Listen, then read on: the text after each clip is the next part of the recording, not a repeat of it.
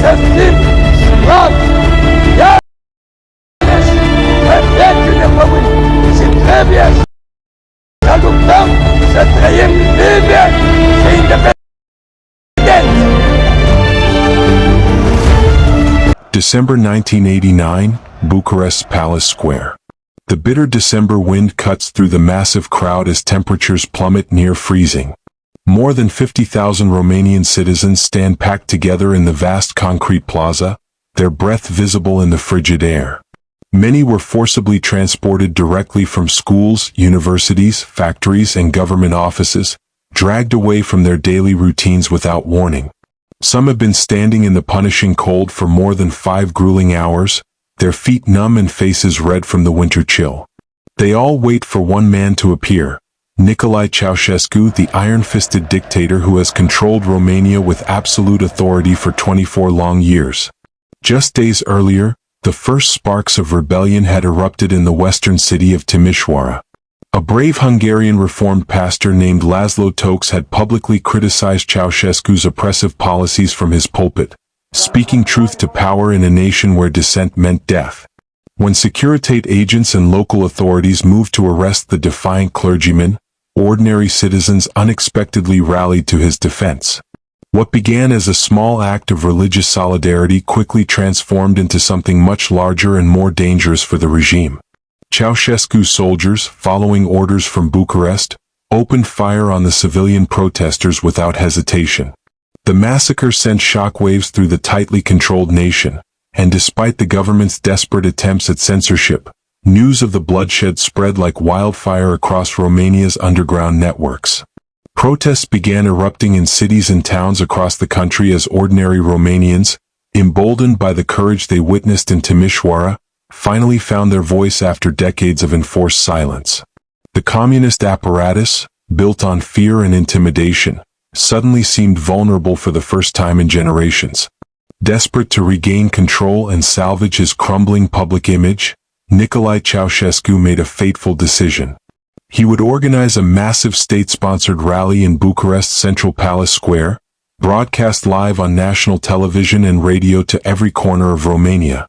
This would be his grand demonstration of unwavering popular support, a spectacle designed to prove that the Timișoara incident was merely an isolated disturbance orchestrated by foreign agitators and enemies of the state. The elaborate propaganda event was meant to showcase the Romanian people's undying loyalty to their beloved leader. Instead, it would become the most catastrophic miscalculation of his entire political career. The moment arrived with theatrical precision. Nicolae Ceaușescu stepped through the glass doors onto the familiar balcony of the Central Committee building, his bulky winter coat wrapped tightly around his aging frame. He raised his arms high above his head in his characteristic gesture, waving enthusiastically toward the sea of faces below as thunderous applause suddenly filled the winter air. The sound was deafening, overwhelming, seemingly spontaneous, exactly as planned. But experienced eyes could detect something fundamentally wrong with this carefully orchestrated scene. While the first few rows near the balcony showed animated supporters waving small Romanian flags and cheering with apparent enthusiasm, the vast majority of the crowd stood eerily motionless, like frozen statues in the winter landscape. Their faces showed no emotion, no excitement, no genuine enthusiasm for their supposed beloved leader. The thunderous applause and ecstatic cheering that filled the square was entirely artificial, pre-recorded audio tracks blasting at maximum volume from enormous loudspeakers strategically positioned throughout the plaza. This was political theater at its most cynical, a hollow performance designed to create the illusion of mass adoration for both the domestic audience and international observers. The regime had become so disconnected from reality that it believed its own propaganda, convinced that such obvious deception could still fool the Romanian people. With practiced ease, Nicolae Ceaușescu launched into his prepared remarks, his voice amplified across the square through the same massive speaker system. For several minutes, everything proceeded exactly according to the meticulously planned script. He spoke of Romania's achievements, the success of socialist construction, and the bright future awaiting the Romanian people under his continued leadership. His tone was confident, authoritative, betraying no hint of the crisis engulfing his regime.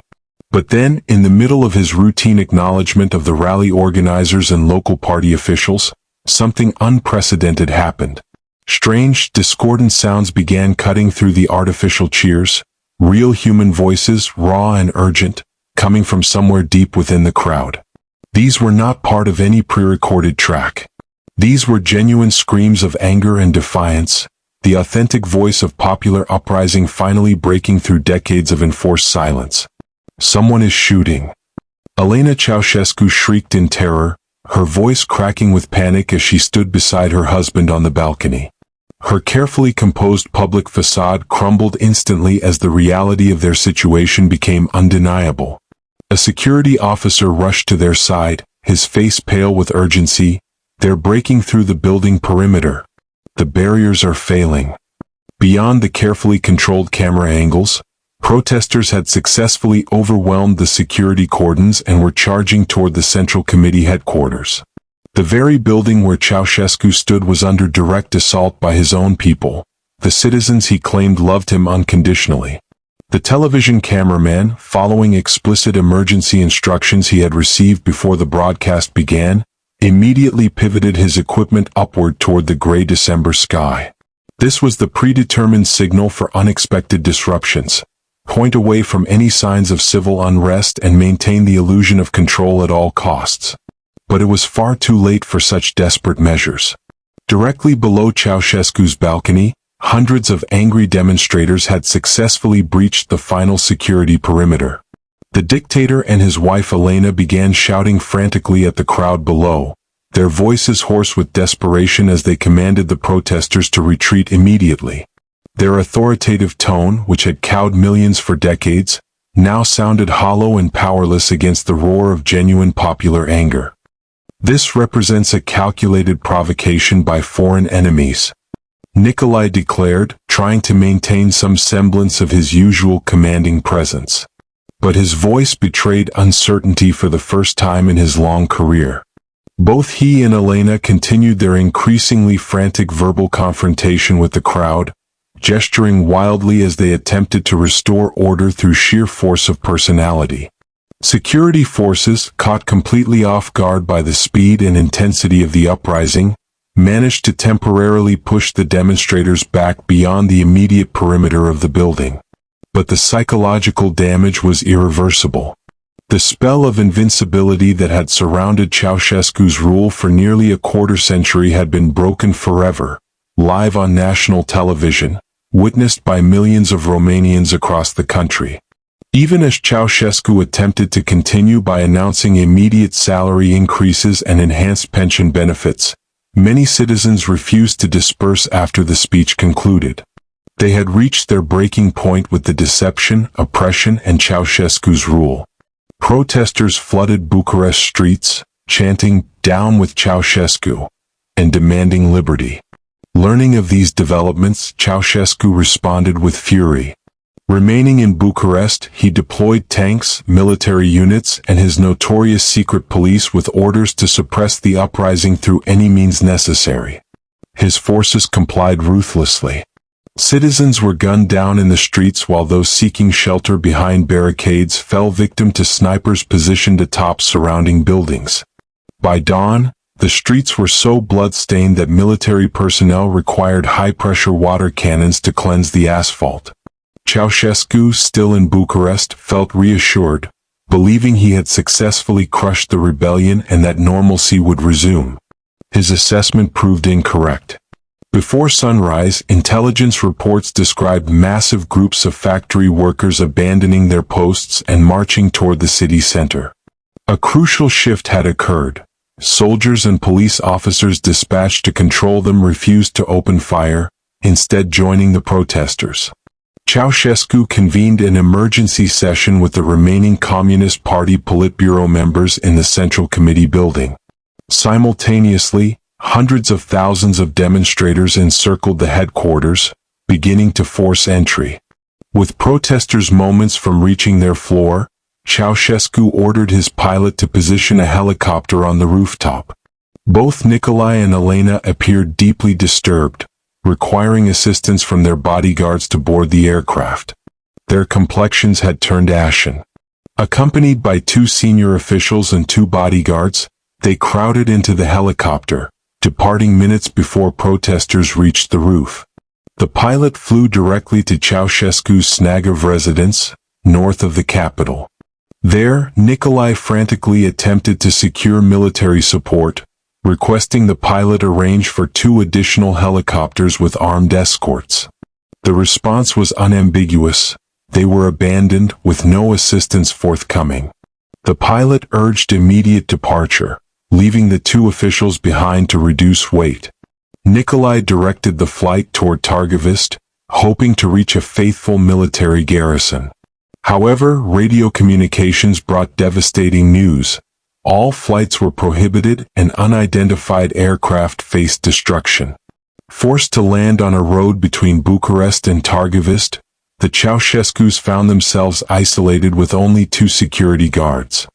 They eventually commandeered a passing vehicle driven by Nicolae Ceaușescu, a bicycle mechanic, who transported them toward Târgoviște. During the journey, the Ceaușescus listened in horror as radio broadcasts reported the uprising's triumph in Bucharest. Ceaușescu suggested concealment at an agricultural institute on the city's outskirts. Upon arrival, the institute director confined the couple to a room, locking them inside. Shortly thereafter, local police arrested both Ceaușescus, transferring them to a nearby military facility. The newly formed government was determined to conduct a swift trial. The following day, Ion Iliescu, the new head of state, signed a decree establishing an emergency military tribunal at their detention facility. The charges included genocide, economic destruction, and attempting to flee with over $1 billion in foreign accounts. As accusations were presented, Nicolae responded with laughter. The proceedings were brief and ceremonial, lasting approximately 2 hours without meaningful defense opportunities or appeal rights. Ceaușescu refused to acknowledge the court's legitimacy, declaring it illegal, but his protests were meaningless. The tribunal convicted both defendants, sentencing them to death by firing squad with immediate execution. Nicolae attempted to appeal the verdict but was refused. Before leaving the courtroom, he requested execution alongside Elena, which was granted. A soldier arrived with rope to bind their hands, but both Nicolae and Elena protested, arguing restraints were unnecessary as they wouldn't attempt escape. Their objections were overruled. Led to the courtyard, they were positioned against the barracks wall. Elena began screaming insults at the firing squad in rage, though some accounts describe her weeping instead. Nicolae remained relatively composed in his final moments, beginning to sing the opening verse of the Internationale, the socialist anthem. The following day, Romanian television broadcast footage of both bodies at the wall's base, providing definitive proof of the Ceaușescu's deaths. In May 1990, Romania conducted its first free elections since 1937.